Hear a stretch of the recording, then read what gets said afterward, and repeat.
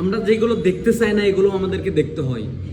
আমরা রাস্তাঘাটে চলার পথে বাহার থেকে বেরোনোর পরে আমরা রাস্তাঘাটে চলার পথে অনেক কিছু দেখি যেগুলো আমাদের দেখার প্রয়োজন নাই, যেগুলো আমরা দেখতে চাই না, যেগুলো আমাদের চোখের সামনে পড়া উচিত না, যেগুলো আমরা চাই আমার চোখের সামনে না পড়ুক। আমরা তো চোখ বন্ধ করে হাঁটতে পারি না। আমরা চাই যেন আমাদের এই ধারণা কার্যকর আমাদের চোখের সামনে না আসে। আমরা সর্বক্ষণ তওবা তওবা আস্তাগফিরুল্লাহ আস্তাগফিরুল্লাহ বলতে বলতে হাঁটলেও আমাদের চোখের সামনে কেন জানি এগুলো চলে আসে,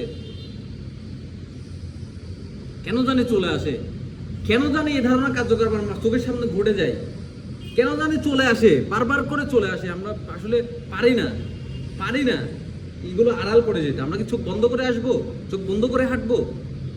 মস্তিষ্কও কি আমাদের কাজ করে না? অবশ্যই করে। তাহলে আমরা কিভাবে দেখে এগুলো সহ্য করতেছি?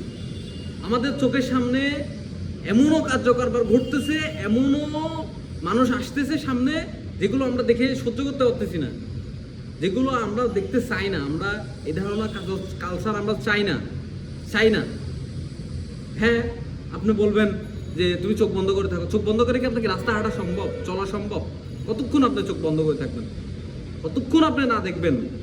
দেখলাম না, একবার দেখলাম আর থাকাইলে আমি না, দেখলামও না, আবারও তো পড়ে যাচ্ছে। আবার কিছু দূর যাচ্ছেন পড়তেছে, আবার আর আগে লাগাই যাচ্ছেন পড়তেছে।